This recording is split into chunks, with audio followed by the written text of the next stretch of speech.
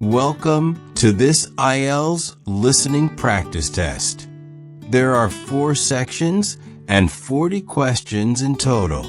Each recording is played only once. You'll have time to read the questions before each part and check your answers afterward. At the end, you'll get 10 minutes to transfer your answers. Get ready with a pen and paper. Now let's begin section 1.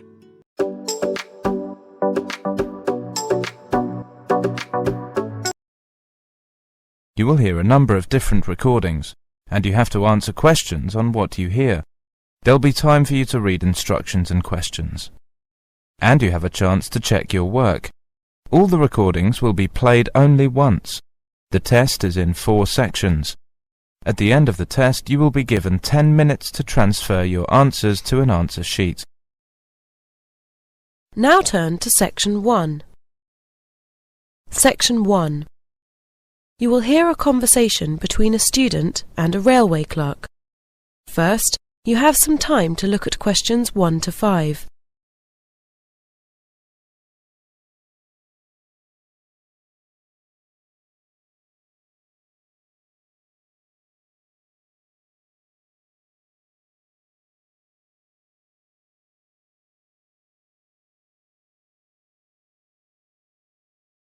Now listen carefully and answer questions 1 to 5. Central Station, Norwich, Sue Brown speaking. Can I help you? Is that the railway station? Yes. Is there a card that you can buy railway tickets and allows you to get discounts on it? You mean a rail card? Yes, there are various types. There's the young person's rail card and the senior citizen's rail card, for example. Well, I'd like a young person's rail card, but I'm over 21. Is that okay? Do I still qualify? Yes, you're eligible from 18 to 25. Great. And how much does it cost? £18.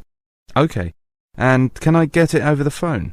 Well, I can take your details and process it now over the phone, but you'll need to come in to collect the card. Yeah, that's fine. Okay, so I just need to take down some details. First of all, can I have your name? Stephen Crockers. Okay, so first name Stephen. Is that Stephen with a V? No, with PH. Right. And can you give me your surname again? That's Crockers. Crocker with a C? No, I'll have to spell it out for you. Krockers. Right, thank you. Now, you said you were over 21. Can I ask for your exact date of birth, please? Yes, sure, it's the 3rd of February. Yes? And the year's 1979. 1979. OK, lovely. So the next thing I need to know is your permanent address. Right. I'd better give you my parents' address then. I'm probably moving soon. Yes, that'll be fine. It's 158 Kingwood Close. Is Kingwood one word or 2? 1. Right. Norwich. And can you tell me the postcode, please? It's NR46F. NR46JS? No, F for Freddy. Right. And the next thing I need is your telephone number. Do you mean my parents' number? Yes, the number at your permanent address. OK. It's Norwich 456321. And are you living at that address now? No, in term time I'm in lodgings. But like I said, I might be moving soon. Never mind. Just give me the address where you're staying now. Right, it's 62 Housewalk Terrace, Wakefield. And the postcode? WF1 4NN. Right, that's fine. Before you hear the rest of the conversation, you have some time to look at questions 6 to 10.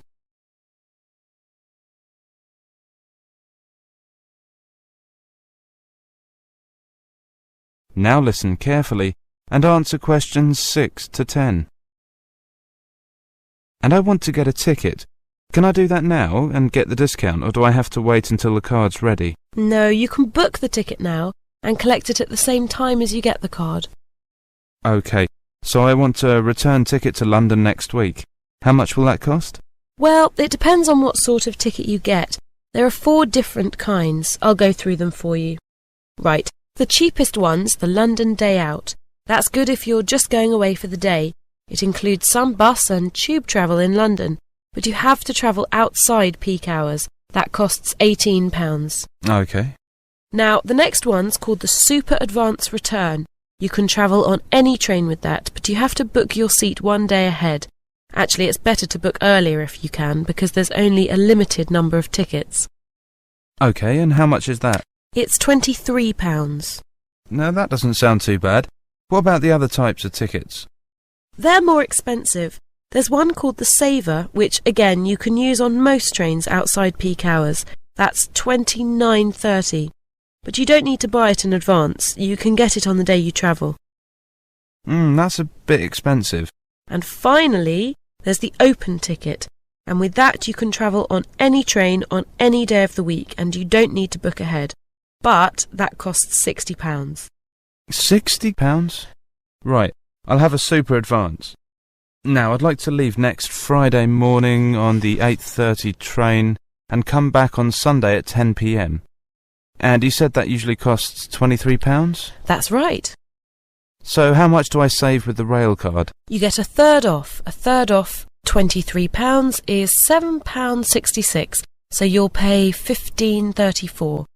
But then this time you have to pay for the rail card too. That's £15.34 plus £18, so altogether you'll have to pay £33.34. And when can I collect them? They'll be ready by Wednesday. They should be at the bookings office after about 10 a.m. Oh, I don't know if I can make it on Wednesday. You can't post them, can you? No, you have to collect your rail card in person and sign it. And I nearly forgot to tell you, you need a passport-sized photograph for it. If you don't have one, there's a machine on the station. No, I think I've got one somewhere. I needed some for my college application. I think I had one left over. Good. So, is there anything else? No, that's great. Thanks a lot. Bye. Goodbye. That is the end of section 1. You now have half a minute to check your answers.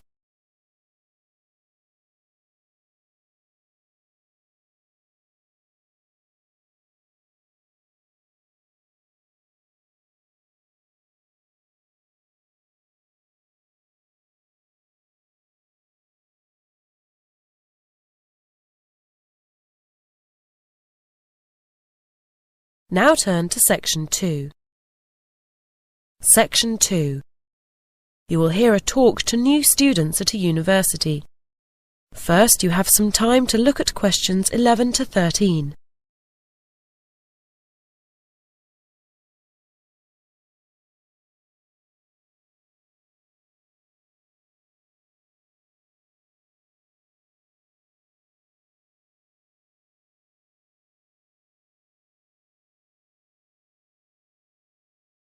Now listen carefully and answer questions 11 to 13. Hi, it's good to see you all here today, and what a pity the weather is so bad for your first day at university. It could at least have stayed sunny today. Now, my name is Pat Baker.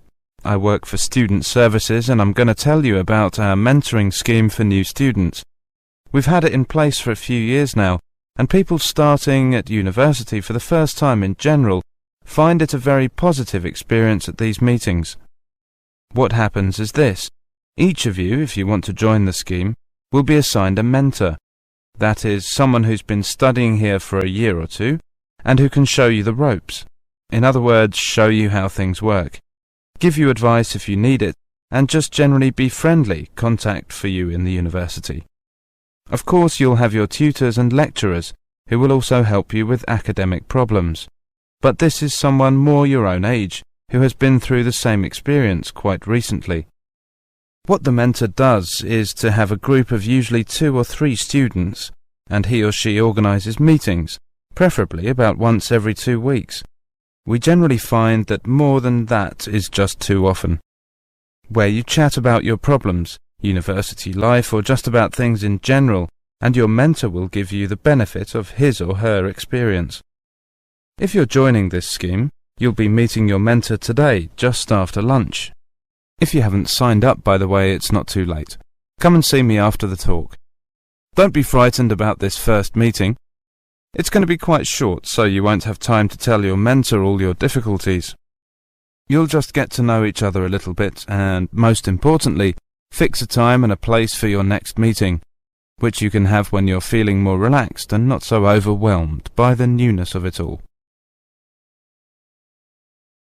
Before you hear the rest of the talk, you have some time to look at questions 14 to 17.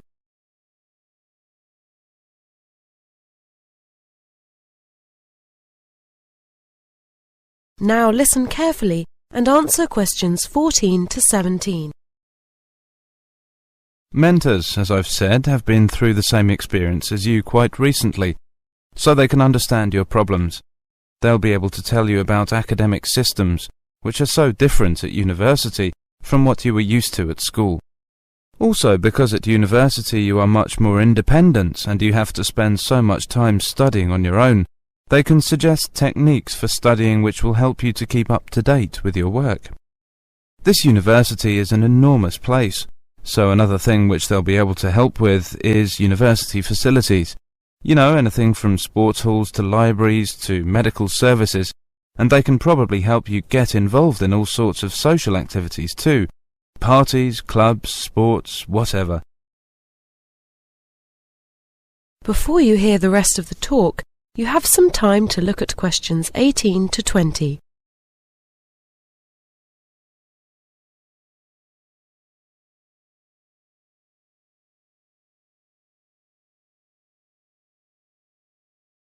Now listen carefully and answer questions 18 to 20. So, as you can see, this is a pretty useful scheme, but it does rely on people keeping in touch. The telephone's pretty useful if you have one, but students are busy people and often out doing things, so email is probably better. Your mentor will be able to show you how to get an email account. They don't cost anything to students, they're free.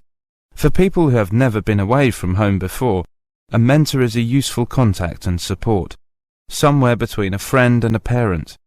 And no doubt, as the year progresses, and you start getting nervous around exam time, your mentor will be ready with useful tips on the best way to pass your exams. After all, they did the same ones either last year or the year before, and they passed them.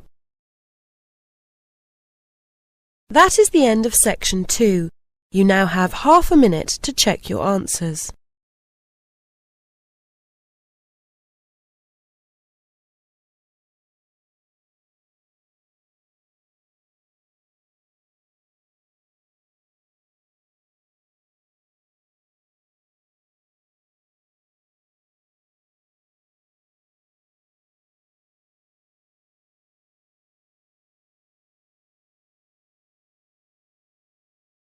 Now turn to Section 3.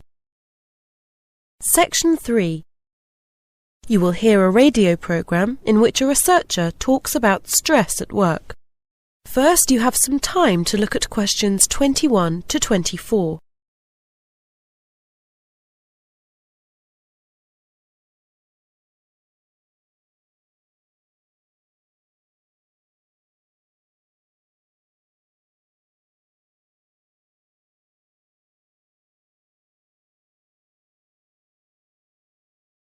Now listen carefully and answer questions 21 to 24. And now, after that old favorite from the course entitled I Never Loved You Anyway, we have Dr. Greenhill to talk to us today about stress in the workplace. Is it getting worse, Dr. Greenhill? I'm not sure whether it's getting worse or just that more people are talking about it. Certainly more people are complaining about it. I've just completed a study of 5,000 workers from 20 different countries, and I've taken a multicultural approach to the subject. And what have you found? That, broadly speaking, the causes of stress are similar all over the world. For example, Raymond from Mexico City says that society measures people by individual success. But, he says, increasingly work is organized in teams. This means there is a conflict between personal goals and the need to cooperate with one's colleagues. He finds this an acute source of stress, actually. Then there's Kikuko from Osaka, Japan, who says she's under a lot of stress because the company she's worked for 30 years is in difficulties. She says it's because her bosses made a number of bad decisions. But really what worries her most is that she might lose her job. You know, she's in her 50s, and at that age, it's not easy to find another one. She says that she also feels overworked, and that's getting her stressed out too. Well, then there's Boris from Odessa in the Ukraine. He puts overwork at the top of his list of stressors. Then there are other factors. Both he and his wife have full-time jobs, so that when they get home, they don't get to relax much either. I guess that's a problem most of us can relate to. We always hear about computers, email, and cell phones as things which get people tearing their hair out. Is this true? In many cases, yes, but not so much as you might think. Only 15% of respondents give this as their main cause. Etienne, from Quebec, Canada, is one, though he also mentions change and the feeling of being a victim of circumstances beyond his control. Other people talk about the amount of work which comes with continual change as being more stressing than new technologies themselves. People feel they lack stability in their working life. But we must remember that in many places it's really lack of new technology that puts people under most pressure. Take Nagwa from Sohag in Egypt, for example. She says that for her the main source of stress was working in noisy, hot, unventilated conditions day out and with no end in sight. So it seems we can't win either way. Before you hear the rest of the program, you have some time to look at questions 25 to 30.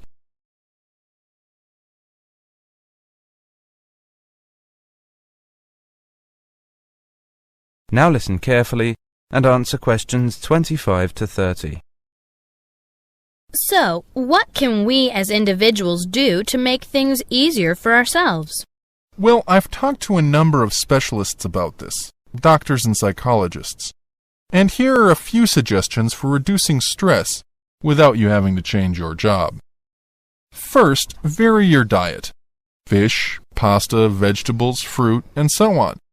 Try not to live off sandwiches and fast food. A balanced diet, in other words. Also, we tend to drink too much coffee. Caffeine, the drug in coffee, gets us more nervous. So if you want to feel less stressed, drink less coffee. It's tough at first, but you'll notice the difference within just a few days. Finally, take regular exercise. It's a great way of relaxing, and of course, it makes you more healthy too. For a particular cause of stress, there are various things you can do. If your problem is that you think you've got too much work on your plate, what you probably need to do is to manage time better. You have to learn to deal with the things which are really vital. Don't waste time on trivialities. There are courses to help you with this. If you are worried about unemployment, make plans so that if it happens, you are ready for it. Do things like set money aside and update your CV so it's attractive to new employers. As for new technologies, do training courses so that you feel at home with them and so that you don't feel frightened of them. So in the end, the best way to deal with stress is for you to take control of your life and not allow yourself to be a victim of circumstance. Thank you, Dr. Greenhill, on fighting stress. And just when you thought you could relax, here's Dolly Parton working 9 to 5. That is the end of section 3. You now have half a minute to check your answers.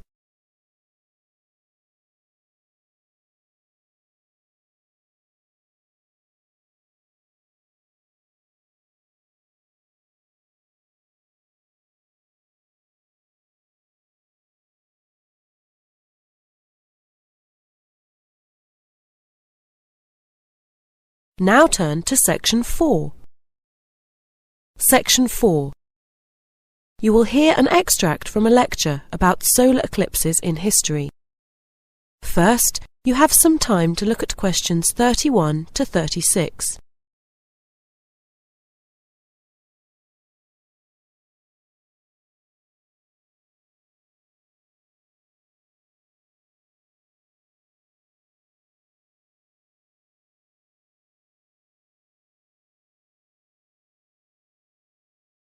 Now listen carefully and answer questions 31 to 36. Good evening and welcome to this month's Observatory Club lecture.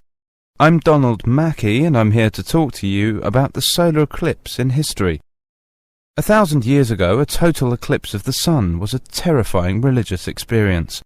But these days an eclipse is more likely to be viewed as a tourist attraction than as a scientific or spiritual event. People will literally travel miles to be in the right place at the right time to get the best view of their eclipse. Well, what exactly causes a solar eclipse? When the world goes dark for a few minutes in the middle of the day. Scientifically speaking, the dark spot itself is easy to explain. It is the shadow of the moon streaking across a different and, to all intents and purposes, a seemingly random part of the globe. In the past, people often interpreted an eclipse as a danger signal heralding disaster, and in fact, the Chinese were so disturbed by these events that they included among their gods whose job was to prevent eclipses. But whether or not you are superstitious or take a purely scientific view, our earthly eclipses are special in 3 different ways. Firstly, there can be no doubt that they are very beautiful. It's as if a deep blue curtain has fallen over the daytime sky as the sun becomes a black void surrounded by the glow of its outer atmosphere. But beyond this, total eclipses possess a second, more compelling beauty in the eyes of us scientists, for they offer a unique opportunity for research. Only during an eclipse can we study the corona and other dim things that are normally lost in the sun's glare. And thirdly, they are rare. Even though an eclipse of the sun occurs somewhere on Earth, if you sit in your garden and wait, it will take 375 years on average for one to come to you. If the moon were any larger, eclipses would become a monthly bore. If it were smaller, they simply would not be possible. The ancient Babylonian priests, who spent a fair bit of time staring at the sky, had already noted that there was an 18-year pattern in their recurrence, but they didn't have the mathematics to predict an eclipse accurately. It was Edmund Halley, the English astronomer, who knew his maths well enough to predict the return of the comet, which incidentally bears his name. Before you hear the rest of the lecture, you have some time to look at questions 37 to 40.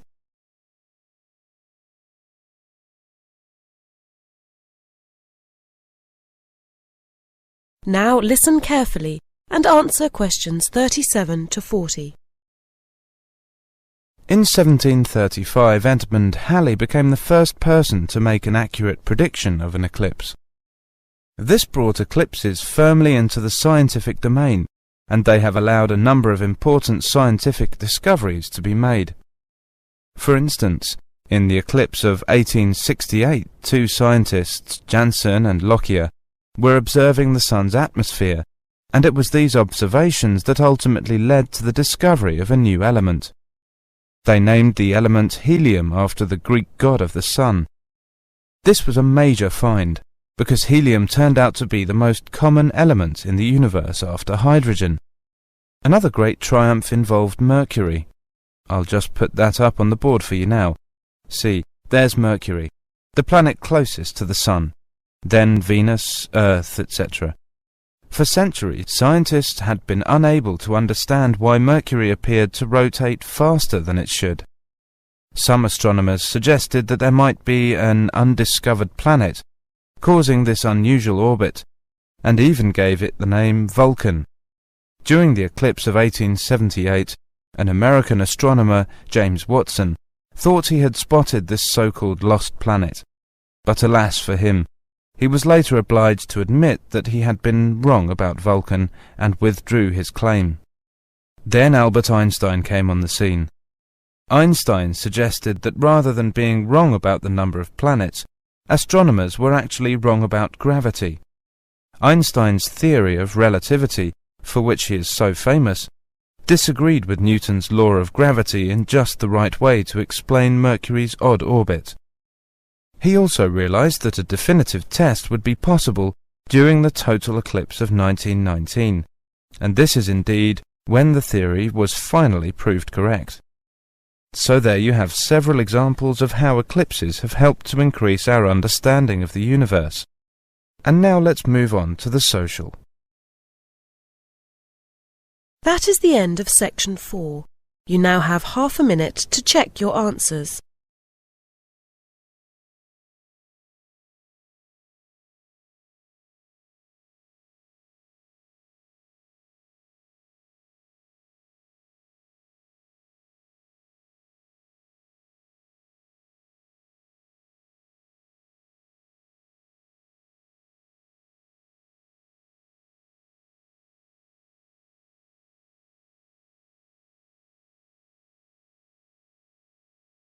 That is the end of listening test, the IELTS test. You now have 10 minutes to transfer your answers to the listening answer sheet.